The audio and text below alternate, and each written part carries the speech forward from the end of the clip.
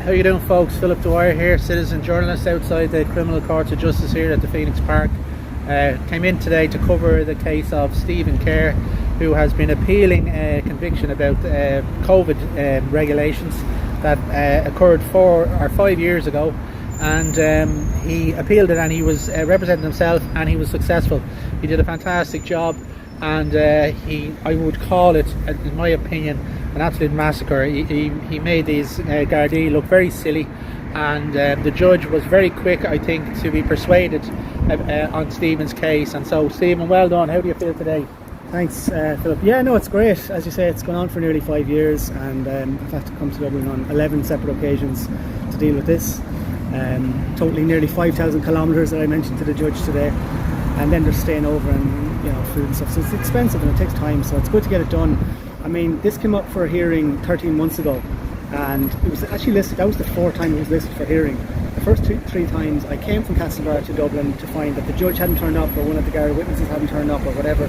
So on the 4th time it was listed, I couldn't come for some reason. I presumed it would be the same story, but lo and behold, the judge turned up, all the guards turned up, and they had the hearing over lunch in an empty court and found me guilty.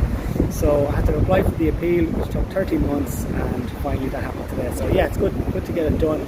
This is like the 5th COVID charge that I faced. I've won all the rest of them, so this is the final one. This is the last one outstanding, so good to get it done anyway, but just waste everybody's time. Yeah, and it looks to me again that they kind of threw all the cavalry was thrown at you here again to try and get you convicted. Because I think merely because of the fact that yourself and the likes of yourself and Suzanne, here, your partner, we're out there, we're citizen journalists, we're out there trying to expose corruption in the legal system or whatever. And even people like Ross Lahive, who I think I need to mention, he got a conviction of 3 months for protests and a drag queen story hour in Kerry somewhere. But as I said, the system seems to be, and the process to put us through seems to be the punishment, and the use of the criminal justice system against people who basically disagree with government policy. Absolutely, 100%. I mean, I had to take a lot of time and effort to prepare for this case. I wanted to get it right. Why would they drag the likes of me for? And I asked the guards on this. I said, was in your mind at the time, was this a serious or a minor offence? A minor offence. Both of the guards said. Only 2 of the 3 Garda witnesses turned up today, by the way, a sergeant and an inspector. And they both said it was a minor offence. Why the hell would you bring me to court for 5 years, 11 occasions for such a minor offence? Yeah. By the way, so the offence was I was 2 kilometres. It was at the time when it was a 2 kilometre limit for during COVID. I was 0.7 of a kilometre outside my radius. So anyway, that's that. Now you compare that with the likes of my partner Suzanne here, who has been the victim of a very serious crime, and well, I know you can't say much about it, but I'll let Suzanne say how long that's been going on, and still nowhere near a conclusion to that. Yeah, tell us, Suzanne, and how do you feel overall over today as well?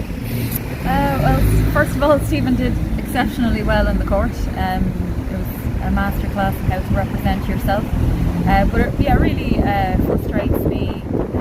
I can't even say how much it frustrates me that I'm waiting 10 years for a serious case to come to court, and Stephen has been here 11 times or thereabouts for a very, very minor charge for something that was, against our rights in the first place.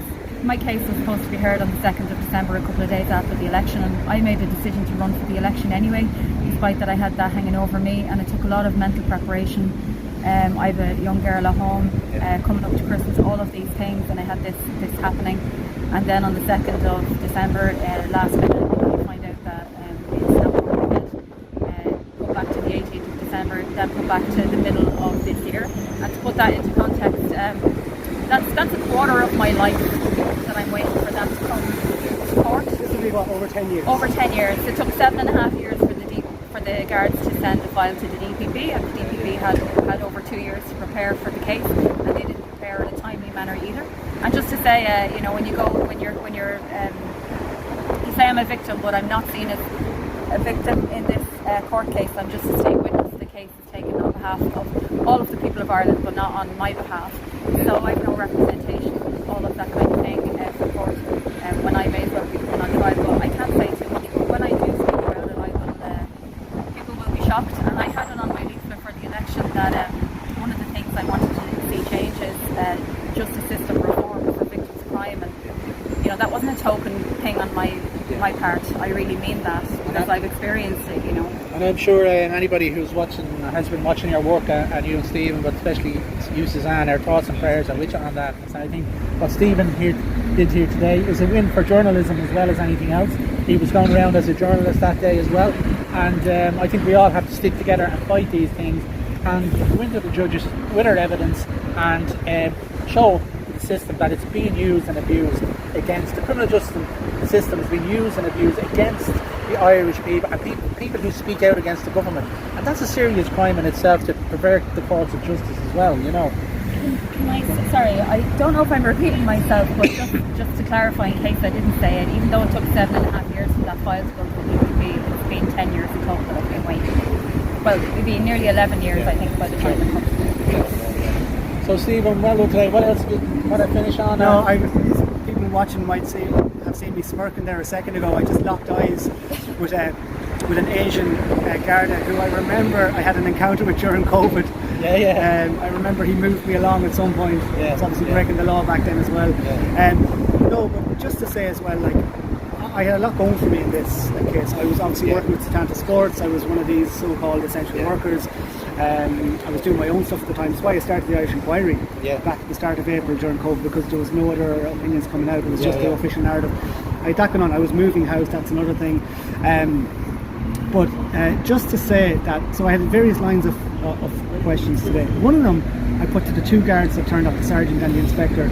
I asked them about their statement and when they wrote their statement, and did they have any help with their statement or something. So they both said no, they wrote it on their own, and they had no contemporaneous notes to help them, and they had no CCTV footage, and they wrote their statements 7 or 8 days later. And I said to them, is it credible that you would remember my exact name and spelling, my exact address and spelling, my exact car and model, and the registration of the car, the exact registration of the car 7 or 8 days later? And they both said, yes, that is credible, yes, we'll just remember it. I put it to them, it's not credible and you're not telling the full truth. Most people can't even remember their own registration. Yeah, exactly. But this guard, in response to me saying that is not credible and I don't believe you're telling the full truth here today, he turns to the judge and goes, that's outrageous. He felt it was outrageous that it's possible that a guard may lie in court. I've witnessed them do it, you've witnessed them, we've all witnessed them do it. They do it every day. Under oath. Every day, every court around the country, they get up in the stand and do not tell the whole truth. And that's the outrageous part. Yeah, that's what's outrageous, absolutely. Anyway, guys, well done again. Phil, I just want to thank you for coming and supporting me. And thank George Webster for supporting us as well. I know you're fighting your own battles as well, and we'll keep going. And this is a news item. This is a win for journalism, and it's a win for the Irish people, as far as I'm concerned, against the huge legal industrial complex that's been used to attack Irish people. So well done, lads. Thanks very much. Thanks everyone. And well done, Dolores.